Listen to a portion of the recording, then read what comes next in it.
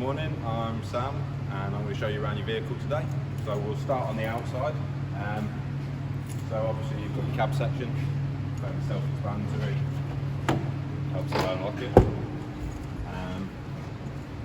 Pretty straightforward.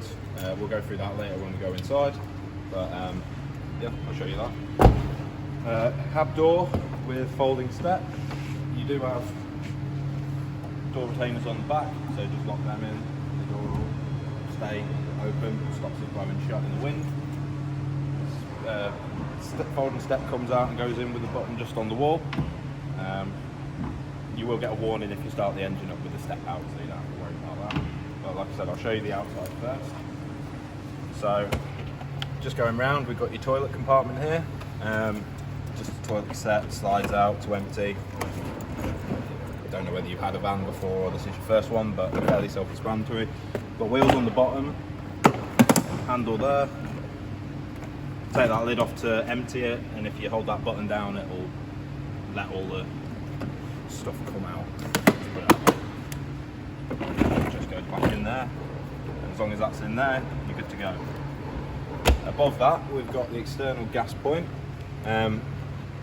That'll be for the barbecue that we've supplied for you. This won't let any gas out and you won't be able to turn that until you put the nozzle inside it, so you don't have to worry about that. Key for that is on here. We do have there's one on the spare as well, so there's 2 keys for that. These don't come pre-wired up for the TV point, so that's something you can get wired in at a later date. But the external 240 and 12 volt both work, so you can use that if you're sat outside in the awning and you want some power outside. But like I said, the TV point isn't wired up to begin with. That's something that has to be done later on. Then got your first locker door. So there's your barbecue that we've supplied you, and on there we can see the valve and hose clips for connecting it to your gas point. So the storage area, you've got your carpets in there at the minute for the habitation area, and a little extra thing for your bike rack, which I'll show you in a minute. There is power in here, and like you see there's a light. That will come on and off with the control panel inside, so you don't have to worry about it too much. While we're on this side, I'll show you your awning.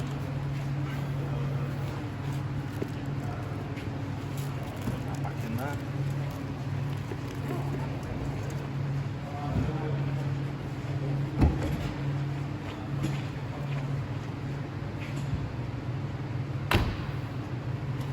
These handles are extendable, just twist that, pulls out, and it just locks in on the left hand side, there.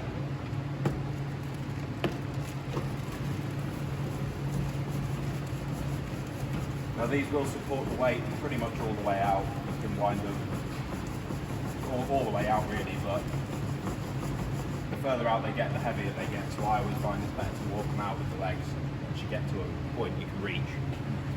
So the legs on here, you just pull this bit out and that releases the leg. Easy as that. Pull it down and lock it by pushing that up. Do the same both sides and then walk it out the rest of the way. That's generally the better practice, rather than leaving all the weight on these arms. Lock it out and then you can wind it out the full way. Once it's out the full way, you can use these to lock. They go into these grooves here, obviously when it's extended. They lock into that to give it a bit more rigidity, and that's pretty much it for your awning. So I'll wind that back in.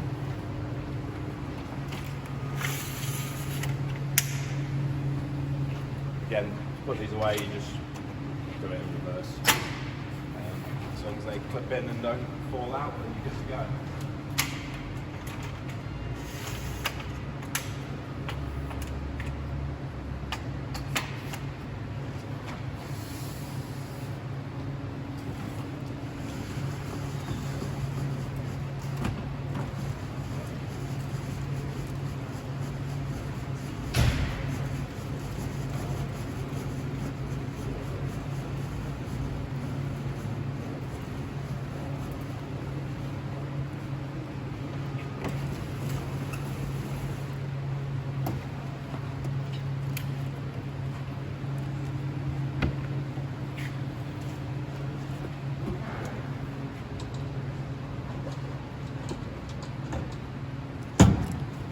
Your awning handle just lives in there. You've got the 2 clips on the wall to keep it from moving about.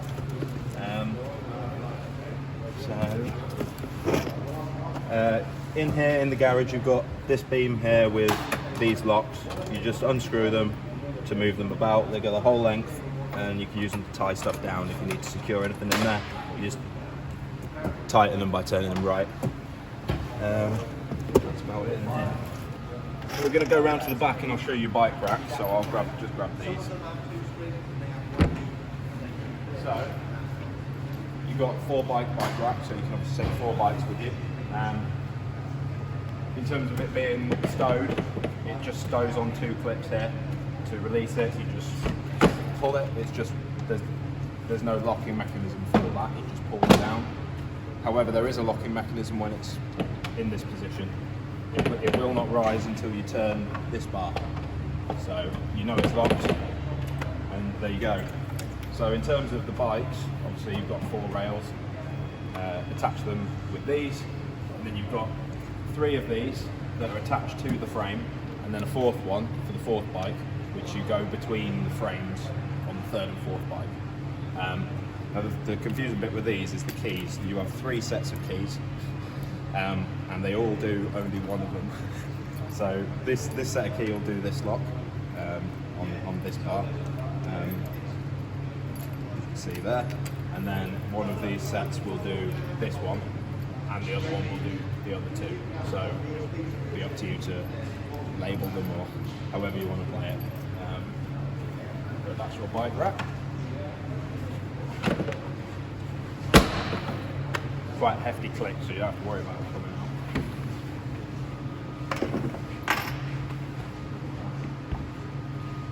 Moving around to the other side of the van, we have a second garage locker. Again, another door retainer, so it's not going to fall on your head, which is always good. A little bit less light in this side, but the rail, as you can see it more clearly this side, you can obviously move them all the way along. This thing here is your toolbox, toolkit. You don't have a spare on this vehicle, so you do have an inflation kit, but if you do need to use any of this, you've got your towing iron here, and your jack, and anything that you might need. But again, you don't have a spare wheel fitted to this vehicle. If you want to get one separately, you've got the toolkit if you need to change it. You do have an inflation kit in the cab, so if you do get flat, it comes with an inflation kit. So moving on, we've got 2 fridge vents. You won't really need to do a lot with these, they're more for us, it's more for access. But if you do need to get in for any reason to have a look at the back of the fridge, you can. It's more for maintenance than anything else. 240 socket here, as you can see we've got that plugged in. Nothing confusing about it, plug and play. Moving on, we've got the gas locker. So we've put a test bottle in there just for test purposes. You've only got single regulator on this, so you can store 2 bottles, but you'll only have 1 plugged in, and no crash sensor on this. So it is just very simple: plug your bottle in, turn it on. But make sure when you're travelling or not using the van, make sure you turn it off at the bottle. You don't have a crash sensor fitted, so if you were to leave it on, it's not going to cut off the supply unless you turn that bottle off. And obviously secure your bottles with the straps, stop them flying about. Under here you have your waste drain, indicated by this symbol here, and all it is this mechanism. There's a lever in this door here, which we just turn on there and turn to the left to drain. It has got water in it at the minute, so I'm not going to do it now, but that's all you need to know about that. It will come out of there. This is your flue for your boiler, your water boiler and your heating. Just nothing you need to worry about really. Just don't block it with anything, don't lean anything against it if the van's being run, and just every now and then just make sure there's nothing caught in it. Next to that is your water locker. So this is your fresh water tank, and this is where you fill it from. You just unscrew that and fill it in with the supply. It does come with one of these which you can put over that in case you're worried about any water falling inside the van. That'll all fall outside. That is just loose in here though. But in terms of when you're filling your water up, your main water tank, your drain is this mechanism here. As long as it's all the way to the right, it'll be shut and it won't drain out. But when you want to drain your tank, just open that up and it will all come out of the bottom. Down the side, it's a bit more difficult to see. This is your frost protection valve. There's a button on the front that you push in and turn this handle, and as long as the button stays in, it's shut, you can fill up with water. But when it detects the temperature dropping too much, that'll open and it'll let all the water out so you don't get frost damage on your water system. But when you're draining your van down, it's important, drain your fresh tank, drain your waste, open this valve, and next to it there's another pipe with a yellow flip valve on it. Just flip that up as well, that's a hot water drain for your boiler. So all the water in your system will drain out as long as you open all 4 of those points. And you're good for winter, no frost damage. And moving on, you've got your vehicle side. This is your diesel, your fuel point, and also your AdBlue. Hopefully you won't need to worry about the AdBlue side until service time, but if you do, that's all you do is fill it up from there. Don't worry about volumes, just fill it until it won't take any more, and that's what you need to do. And then we've got passenger side of the cab, plenty of storage in the doors, glove box, all the usual amenities. Nothing much to say apart from underneath this seat is your electro block. So it's hard to see, but under there is the fuse box with all of the habitation fuses and everything in there. So if you do blow anything and you're looking for a blown fuse, chances are it'll be along here. Again, more maintenance side, but it's useful to know. Under there is your vehicle battery. Hopefully you won't have any problems with that. That's more for us again. So that's pretty much for the outside of the vehicle. I'll show you under the bonnet.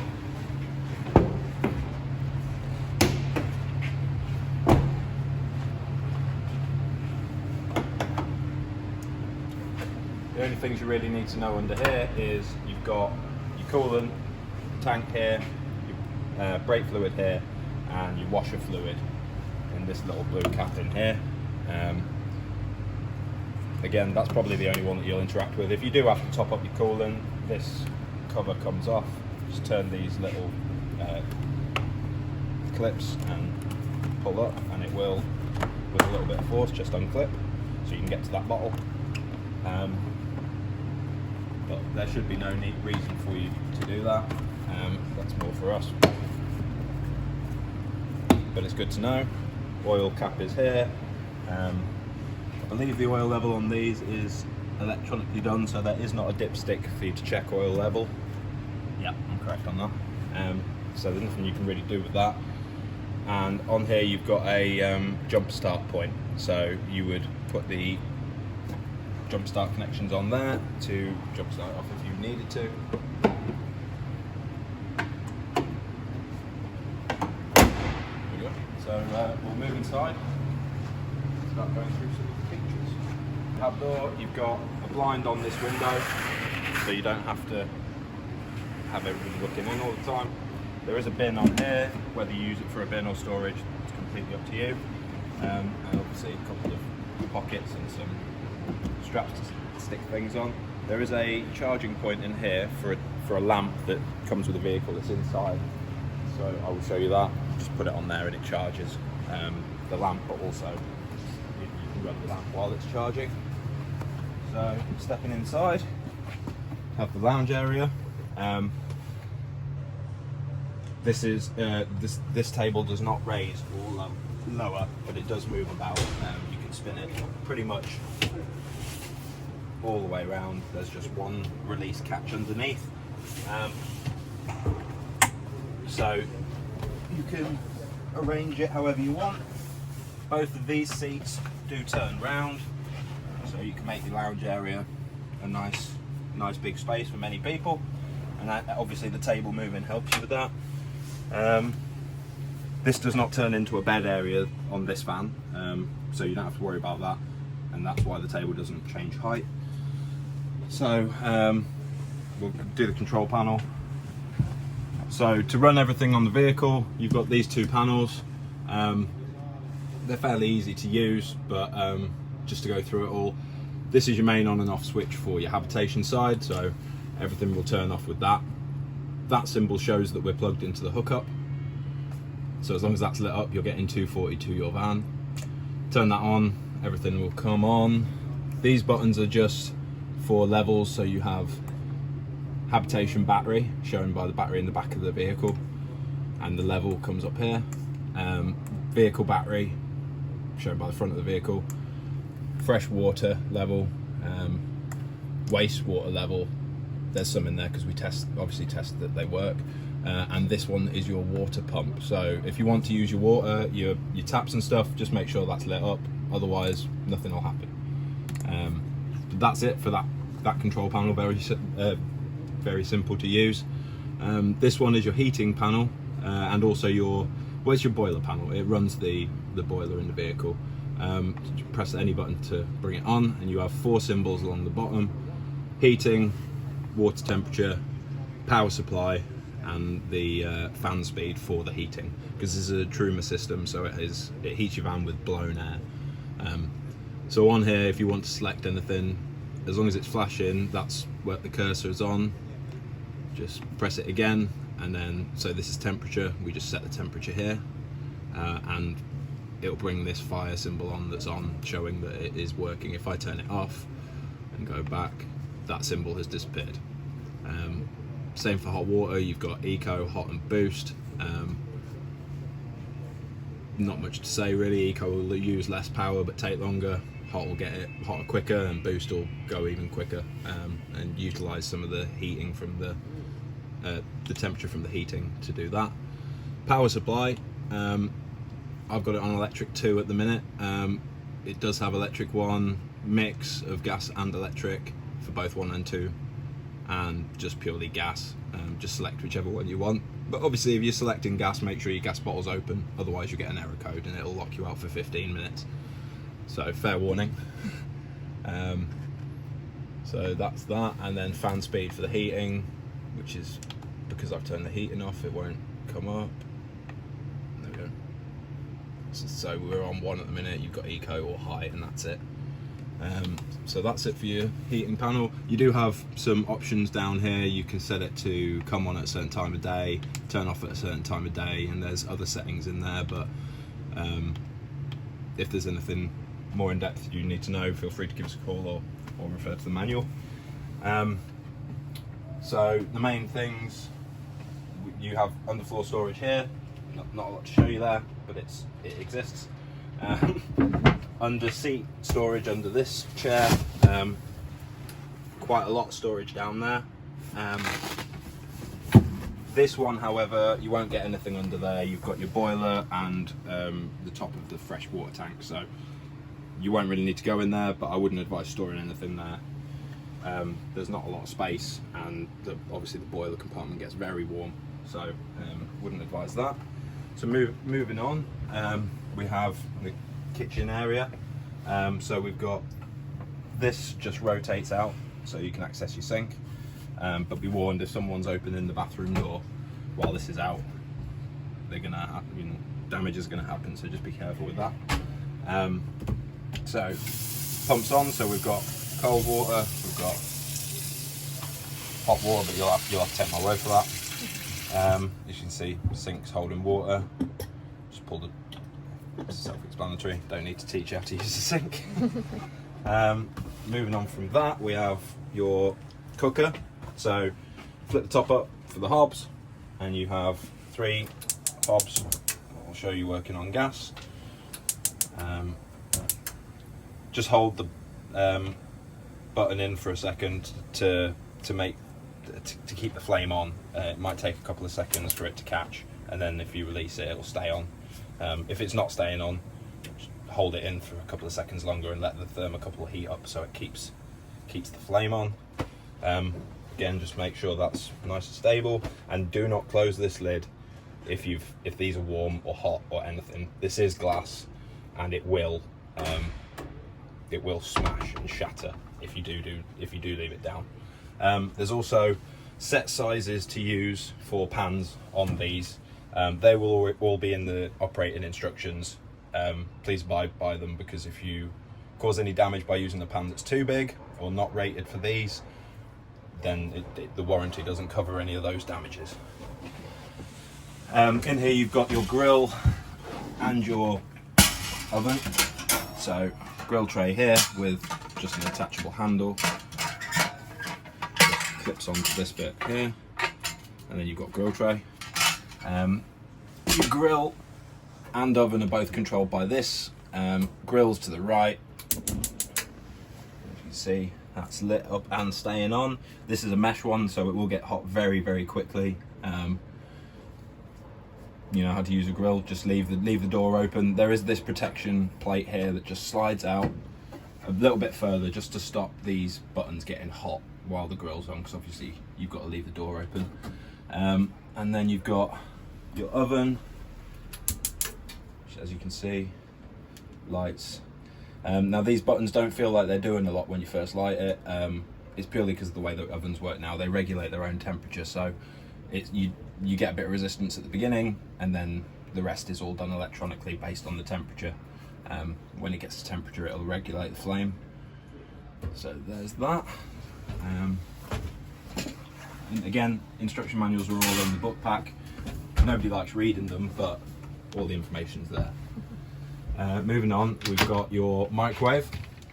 So this is hardwired into the 240 system. So this will only work when you're plugged into hookup. So be aware of that. It is plugged to a socket at the very back, but there's no switch on it. So if you're plugged into the hookup, this will be turned on. Only way to turn it off is to unplug it at the very back, but it's fairly secured in there. So unless you really need to take it out, I would leave it. Again, just standard microwave, but it works. Power. And I've messed it up. There we go. Show you it working. So smooth. Alright. Put that back in. Transporting. Clear that. So there's your microwave in that. It is worth saying as well, I have there's foam stoppers on the door and on the hinge where the microwave door hits them. If they fall off or need replacing, make sure they are replaced with something, because if you're hitting that door with that hinge, it's gonna damage the microwave. Below that is your fridge, fridge and freezer. There is a lock on the door, both top and bottom. So if it's not opening for any reason, don't just keep pulling it, check them. It will only open from this side on this unit. As you can see, these are blocked off on that side. Good amount of space in here. Freezer compartment at the top, I believe. Oh yeah, it opens either way, left or right, but not up or down or anything like that. It is worth noting that these fridges are absorption fridges, so they don't work like your fridge at home. They're not designed to cool down room temperature food and freeze food. They will, but they'll take a lot longer to do it. They're more designed to keep food cool and to keep food frozen that's already cool and already frozen. In terms of using it, power button here, it's all touch screen, or well, haptic. Power button here, just hold to turn on and off. I've got it set to auto at the minute. To change the mode, you just press the mode button and it cycles through. If you leave it on auto, it'll pick the main power supply it's got. So it's on 240 at the minute. If the 240 is unplugged and it's still on auto, it will try switching to gas if the gas bottle's on, etc, etc. The next one is vehicle battery. So if you're driving, your vehicle battery will power this, but only with the engine running. Otherwise the alternator's not doing anything. I would suggest just leaving it on auto unless you have a preference. The next one is your temperature setting. Again, just tap it. I wouldn't leave it on max all the time. The colder it is outside, the less power you need in the fridge really. You only need it on a higher temperature if it's getting warmer. Like I said, these are absorption fridges, so if the temperature's really hot outside, it will struggle to cool down. It's not a normal fridge that you'd have at home. It doesn't perform the same way, but it will keep your food fresh. It will keep things cold. Moving on, we have the bathroom. Sorry. We have the bathroom. Couple of hooks on the doors, towels or anything. It will miss this unit as long as the sink cover is shut, and it will just tap on there, so be careful of that. In here we have your toilet, just standard Thetford toilet. It does rotate for access. Pretty self-explanatory. Down here is the flap. It is full at the minute because we test that the sensor comes on saying it's full, but I've unplugged the toilet, which is why that's disappeared. Yeah, there we go. So I'll just show that working. Now with these, it's always best to work them with the flap open. The seal underneath, if the flap's shut, the toilet can work, but if you've got anything above this flap, and then you put any weight on the toilet, left or right, it won't immediately, but it can cause things to leak over the top of the tank in the compartment, which nobody wants. So I would always use that open. Sink here with tap, cold and hot. Again,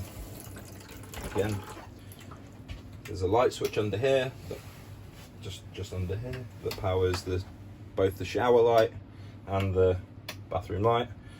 And a 240 socket down here as well. Is it? Yeah, it's 240 socket. So anything you need to plug in the bathroom. Sorry. Under here you have a cupboard, which also serves as a toilet roll holder. So you put your toilet roll on there, but you don't need to open it. You just pull the paper through there. Easy as anything. And then you have your shower, which is quite a decent size. Shower works. No leaks on the pipe or anything like that.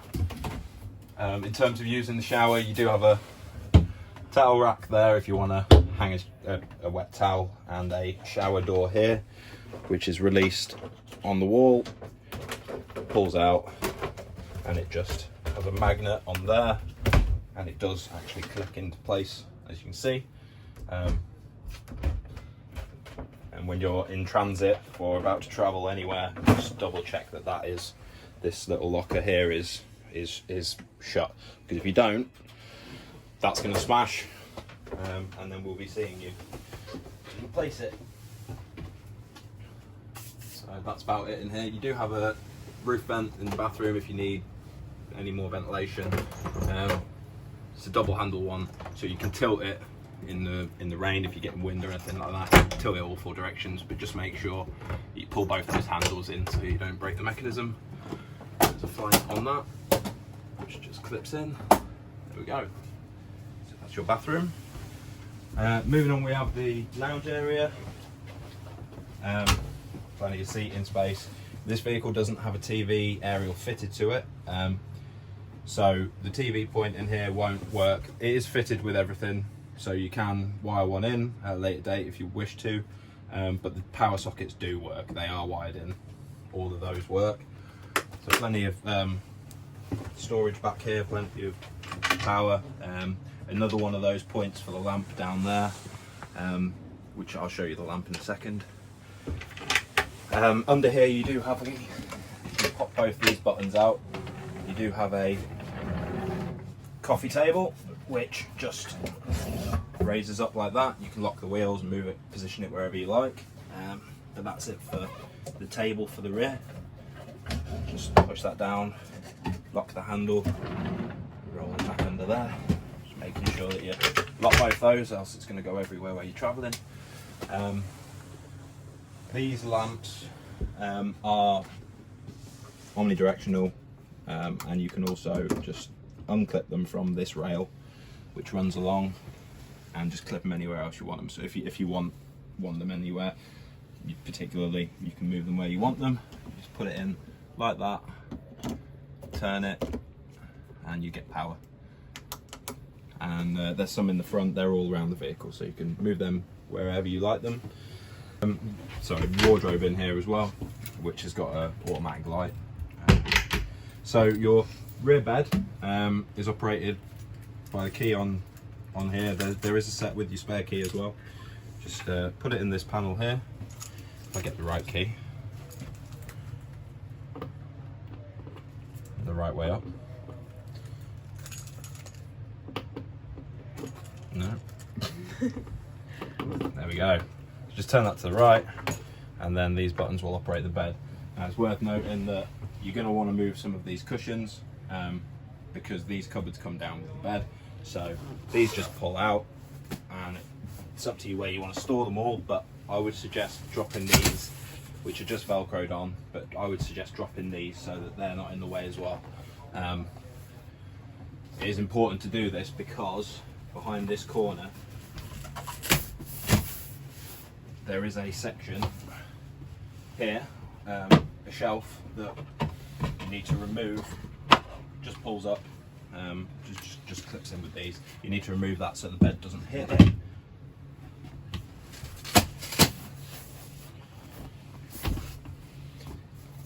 Should have prepared this earlier, then I couldn't have showed you the lounge. So. Right, that's all of them, and then all it is key on and just hold the button and the bed will lower.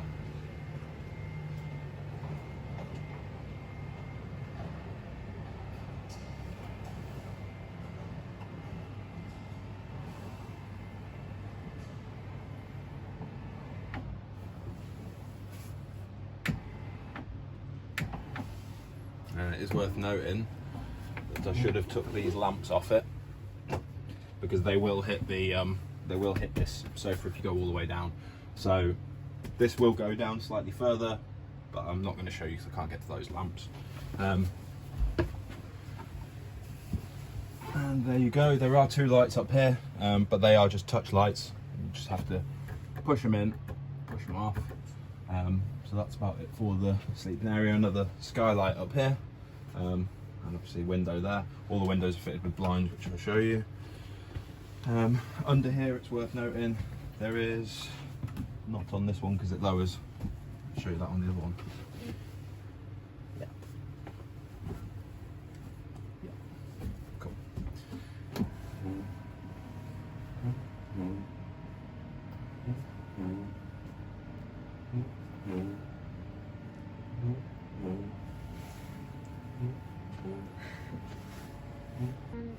So I've rebuilt this for you, so we didn't waste any time. One thing I forgot to show you, while the bed's down, this bottom cupboard is your step for access to the bed. It locks in on this little tab here, and it is also a storage cupboard. We just use that to get in and out of the bed. And just make sure you push that little clip in here to stow it. You also have your bedroom door, which is a sliding door, has another one of those black clips on it just up here on the top, and it just slides shut. Just make sure that that clip has engaged before you travel. Avoid any expensive accidents. In terms of kitchen, you have your gas taps in here. If you ever need to isolate any of your gas, this is where you would do it. If you smell gas inside the vehicle, that's fridge, hobs and cooker, and boiler, hot water. Obviously, if one of them is off, that appliance is not getting gas. Under here you have cutlery drawer, another drawer. There's some bits and pieces in here. That is a manual lowerer for your electric beds in case for any reason the motor packs in and you need to move it. And just more storage down here.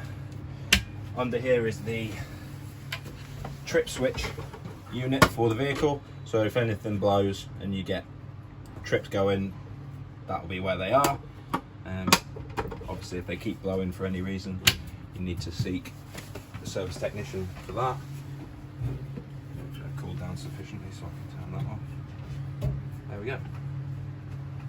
Again, more power sockets on here if you need anything, and plenty of storage in your overhead cupboards. These shelves are they're just placed in on these clips, so you can move them. There's 3 height settings, you can take them out if you want. It's all your call. So the sunroofs, this is the most easily accessible one for me without climbing on one of your beds, so I'll show you how this one works, but they all work the same way. You have a blackout blind from that direction and a fly net from that direction.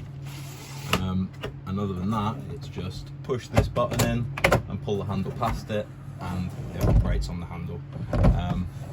There are a couple of different sections you can put the handle in to lock it open in certain angles. And that's about it for that. Just obviously make sure they're all shut before you drive anywhere. And if you're leaving the vehicle, make sure they're all locked. To make sure they're locked, just that handle's got to be above the button. As long as you remember that, you'll be fine. So moving on, we have your second bed.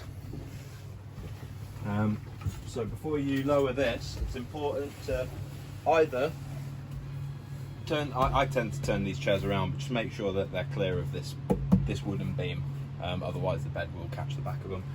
You can either push them forwards, lean them forwards, or turn them round.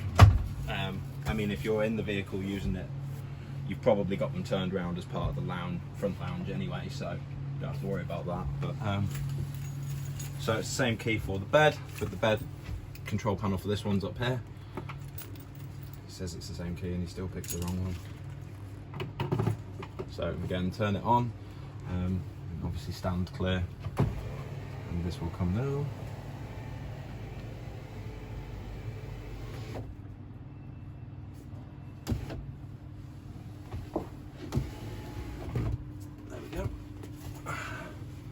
So this one will need a ladder to access, which is under your feet there. So under this panel we have a ladder, which just slides out carefully. Just clips onto these points on here. Just fold the feet out. And there is your ladder. On these beds, because they're higher up, you have safety nets if you want to use them. They clip onto these points on here. Stops you rolling out. That's the design of them. So they just clip on. As you can see, it's just a little hook. It just works as a barrier. I don't think I've ever met anybody who uses it, but they're there if you do want to. And again, there's another skylight and push to work lights, another skylight there, and 2 lights there that for when you put the bed down.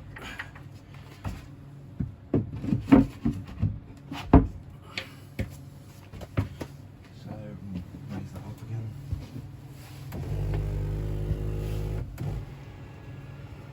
It's worth noting that those protective, the fall traps, there is another net on the other side to stop you falling into the cab as well. So that is about it. So we'll just go into the cab and I'll just show you through the main vehicle basics, just to make sure you're acquainted with everything. Do you want to go? So in terms of the driving, you've got obviously your key ignition here. It's pretty standard. Your radio will come on with ignition. It will work without the ignition on, but it isn't fitted with a switch to run off the habitation battery. So it'll only run for a certain amount of time without the engine on, and then it'll turn itself off to save your battery. So you don't have to worry about that. Everything works, DAB, FM, and Bluetooth. We've connected to that just to make sure everything's working. Control button for that is down here, but otherwise it's all touch screen. Do have on here navigation. Turn the ignition back on, so it doesn't cut out on us. All the instruction manuals are in your book pack. If you need anything or any questions, give us a call. These are fairly new units. It's all very up to date and everything like that, but just have a play with it. Anything that you're not sure about, feel free to give us a call, like I said. There you go. In terms of actual vehicle, LCD display on here. Very self-explanatory. Again, it's all in the manual if you do need anything, any questions, any warning lights, obviously take it to a garage, things like that. You do have some controls on the steering. It would help if it was the right way up, wouldn't it? There we go. You do have some controls for your speed, cruise control, limiter, things like that are on this side, and then hands-free Bluetooth and navigating menus is on this side. Again, you can access a lot of menus on here, including radio and navigation. It's all linked, so have a play and get used to all that. It's automatic, so in terms of your reverse camera, that will come up on this screen here. When you turn the vehicle on, just wait for everything to boot up properly. Once it's done all this, it'll come on automatically when you go into reverse. Ta-da! But you can also manually trigger it if you do want to, for any reason while you're driving. If you just go onto vehicle here, rear view camera, you can leave that on and have it as a rear view while you're driving if you want, for any reason. Just cancel that with that X there. So that's your reverse camera. Other than that, that's how it works. The only other thing that I needed to show you is this in the driver's door is your inflation kit for if you get a flat or a puncture.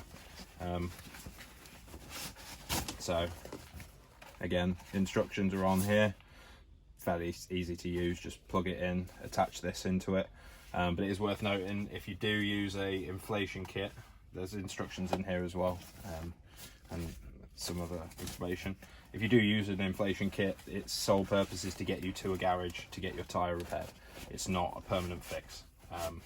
So if you do use an inflation kit and you think, oh, my tyre's not going down now, fine, I can carry on driving, it won't last forever. So you're best off just using it to get to a garage, get the tyre replaced, and there you go. Using one of them kits also stops. You can't get a puncture repaired once you've used that kit, so it's worth knowing. So that's all you really need to know for that. Obviously changing gears illuminates on here.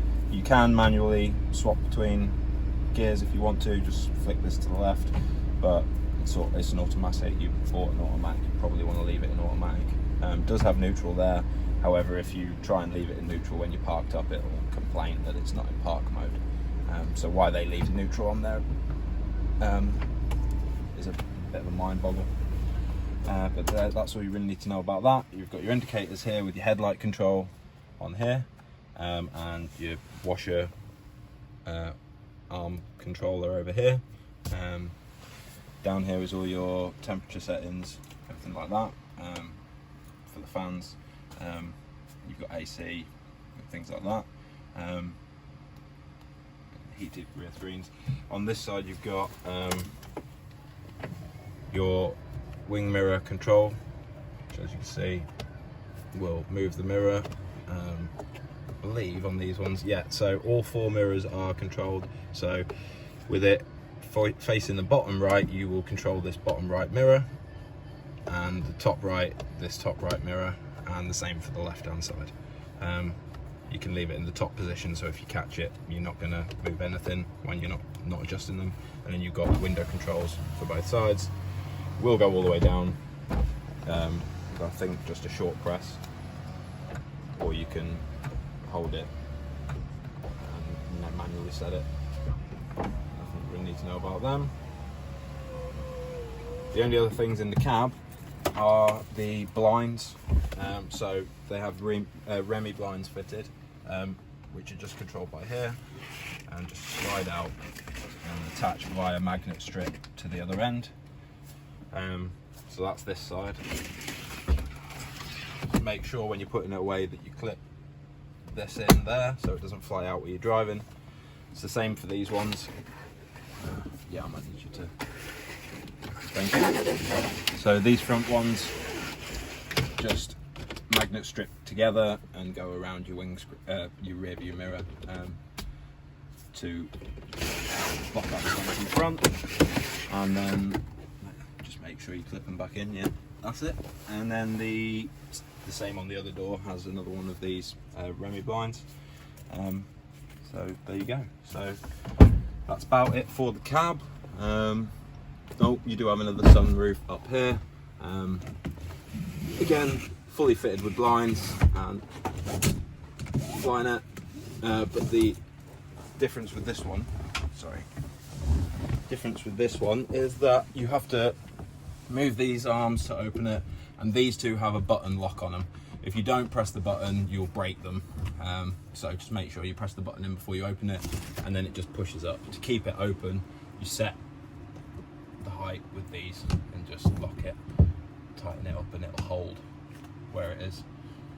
Just loosen it off to drop it back down, and obviously lock it up. So that's that. I mentioned that lamp a couple of times. This is it. It's just a rechargeable lamp, and it fits onto those power points. You just turn it on like that, leave it wherever you like. And one of the power points is in that cupboard at the back. Another one is up here. You just sit it on this shelf, and another one is in that door where I showed you, just in there. And as long as it's on there, it'll get a little green light or a red light to show it's charging. If you want it on while it's charging, you can do that, and then it's just running off the vehicle battery or the habitation battery. So you get one of them as well. All of the windows, like I mentioned, are fitted with both a blackout blind and a fly net. That's fine. Again, these are all operated by these handles, but these ones don't have locking buttons, so you don't have to worry as much with that. And they click to keep themselves open, these ones. Just push it all the way open to drop it back down. Again, in transit, make sure all of these are locked. This blind does work as well. You have a normal household blind kind of system here, where you just pull it and it's got a release here if you do want to have them down. They're more decorative than anything. They won't keep a lot of light out, but if you do want them down, feel free.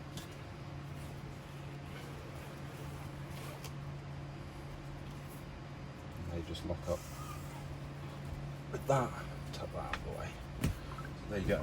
And the only thing left is to talk about everybody's favourite subject, which is the book pack. So in here we have your mechanical service documents for the vehicle side. So that's Fiat Ducato, owner's manual and service log. You then have a lot of extras and manuals for everything fitted to the vehicle, even that lamp that I just showed you. And they are all in here. Your Burstner service book. So you have your Burstner manual here, which covers a lot. It's worth noting this covers a lot of models, so make sure you're finding your model information in there. And then manuals for everything else, every appliance is in here. So